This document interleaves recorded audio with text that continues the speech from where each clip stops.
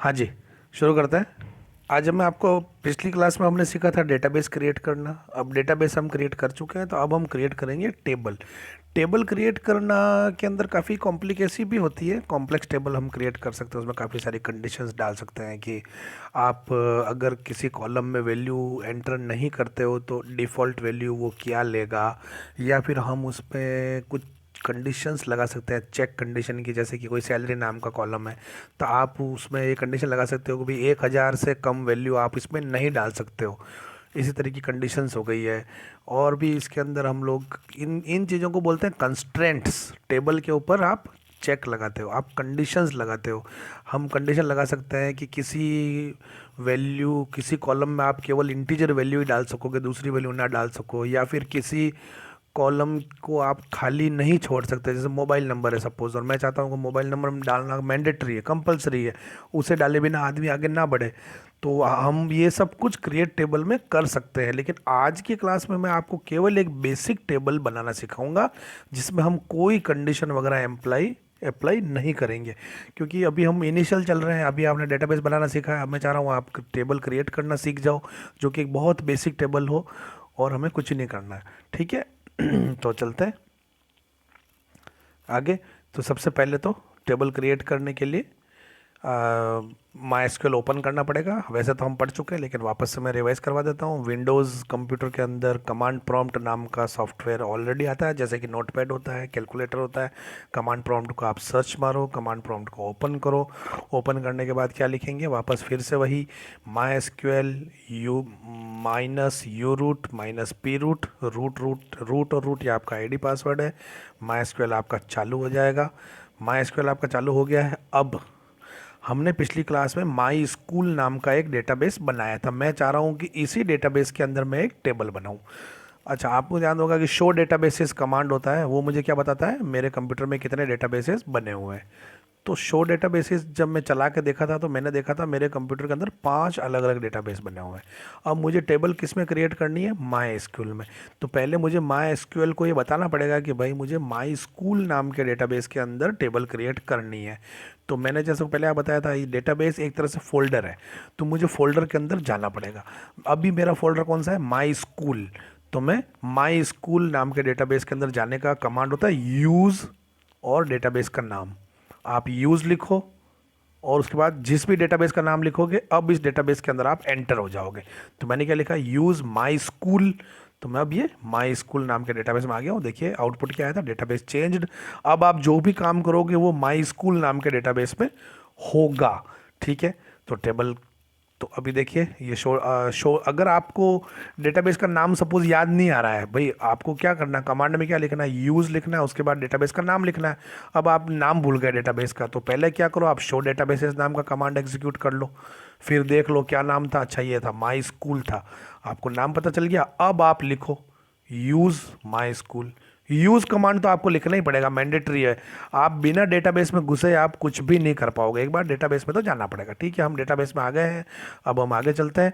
अभी एक डेटाबेस में आने के बाद एक कमांड होता है शो टेबल्स। शो टेबल्स मुझे क्या बताता है, मेरे डेटाबेस में कितनी टेबल बनी हुई है। तो मैं अभी कौन से डेटाबेस में हूँ, माई स्कूल के अंदर मैं आ चुका हूँ उसके अंदर।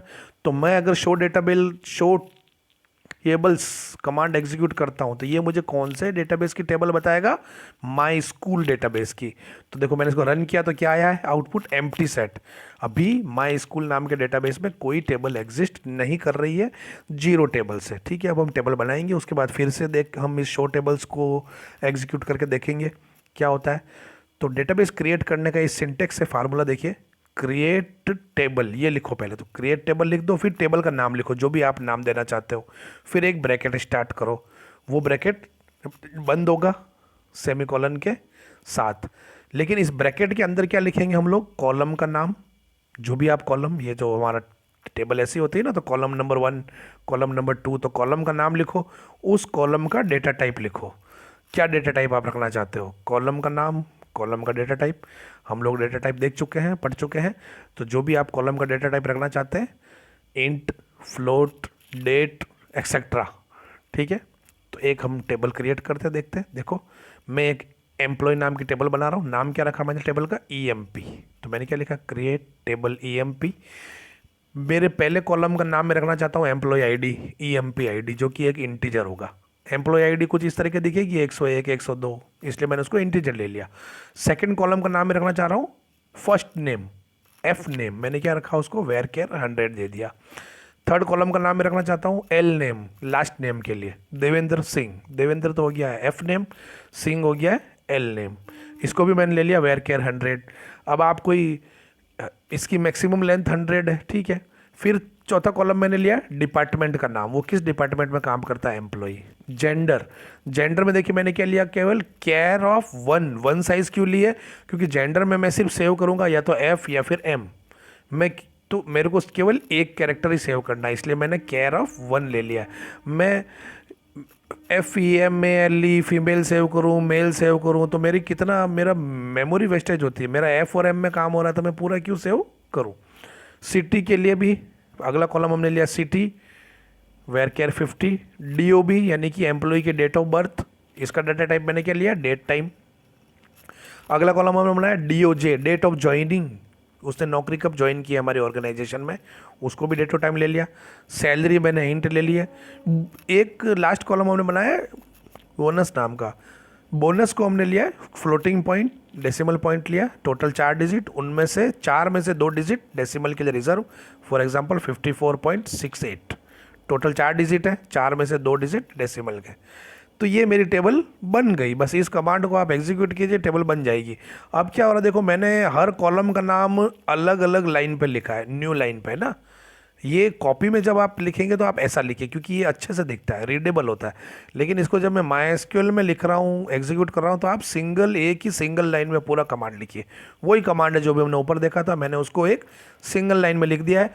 इसको जब मैंने एग्जीक्यूट किया तो देखो आउटपुट क्या आया, ओके 0 रोज अफेक्टेड, यानी कि टेबल बन चुकी। अगर एरर होती तो यहाँ पर वो मुझे एरर दिखाता, ठीक है। चलिए आगे देखते हैं। अब मैंने फिर से शो टेबल में एग्जीक्यूट करता हूँ, शो टेबल किया, शो टेबल लिखते ही मुझे ये क्या दिखाएगा, टेबल के नाम दिखाएगा। कौन से डेटाबेस में, माई स्कूल में, मैं अभी उसी में हूँ, हम लोग यूज़ करके आ चुके हैं। अभी हम जो भी काम कर रहे हैं माई स्कूल में कर रहे हैं, तो मुझे बार बार डेटाबेस का नाम लिखने की जरूरत नहीं पड़ती। एक बार आपने डेटाबेस चेंज कर दिया, अब आप हमें उसी में रहोगे। तो देखिए इससे अब एम्प्लॉय नाम की टेबल मुझे दिखा रहा है, EMP नाम की टेबल अब दिखा रहा है। हम लोग टेबल अभी क्रिएट कर चुके हैं, यानी मेरी टेबल क्रिएट हो चुकी है। अब एक अच्छा और आपको बताता हूँ, कमांड बताता हूँ।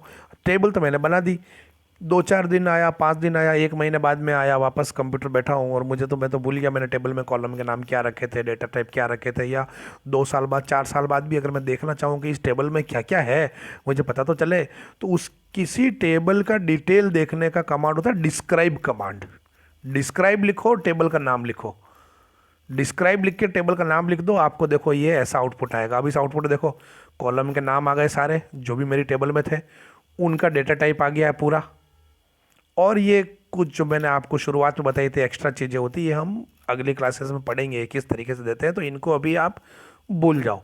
तो अभी की मुझे क्या दिखा रहा है, ये कॉलम का नाम मुझे पता चल गया, उनका डेटा टाइप भी मुझे पता चल गया। ये देखने से कभी मुझे कुछ चेंजेस करना पड़े सपोज, तो पहले मैं देखना चाहूँ कि पहले डेटा टाइप क्या दे रखा है, अब मुझे ये नहीं चाहिए डेटा टाइप, मुझे डेटा टाइप चेंज करना है, मॉडिफाई करना है, तो मुझे डिस्क्राइब कमांड बहुत यूज़ होता है। तो क्या है इसका सिंटेक्स है, डिस्क्राइब लिख के नेम ऑफ द टेबल, ठीक है, इजी है। अभी इसका एक शॉर्ट फॉर्म भी आप DESC भी लिख सकते हो। डिस्क्राइब पूरा ना लिख के DESC टेबल का नाम लिखो, एक ही बात है, दोनों बराबर चलेंगे, ठीक है। चलते हैं। अभी एक कमांड होता है सेलेक्ट कमांड। सेलेक्ट क्या करता है, डेटा फेच करके लाता है, टेबल में से डेटा निकालता है। तो ये हम इसको हम डिटेल में पढ़ेंगे आने वाली क्लासेस के अंदर।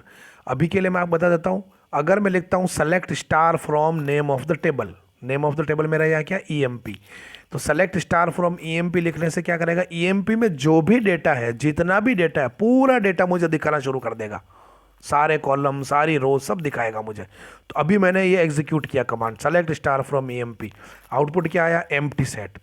एम्प्टी सेट क्यों आया, क्योंकि भाई टेबल तो हमने अभी बनाई है, उसमें हमने डाटा तो कुछ डाला ही नहीं है, तो टेबल तो खाली पड़ी है। अगर डेटा होता तो डेटा दिखता, तो डेटा है ही नहीं तो डेटा दिखा ही नहीं है, ठीक है। एक और बता दो, चलो अगर मैं उस क्रिएट टेबल कमांड को फिर से एग्जीक्यूट करूं, EMP नाम की टेबल में फिर से बना रहा हूं, तो देखो एरर क्या आई है, टेबल ईएमपी ऑलरेडी एग्जिस्ट करती है, ठीक है। तो ध्यान रखिएगा। एक चीज़ और वापस याद दिला दूं, हम लोग आरडीबीएमएस पढ़ रहे हैं। आरडीबीएमएस के अंदर टेबल को क्या कहा जाता है, रिलेशन, याद रखना, रिलेशन कहा जाता है टेबल को। तो आपको कोई बोले ईएमपी क्या है, ईएमपी एक रिलेशन है, रिलेशन का नाम क्या है, ईएमपी, ठीक है।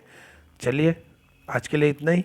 अगली क्लास में हम देखेंगे कि टेबल के अंदर डेटा इंसर्ट कैसे करते हैं। चलिए बाय।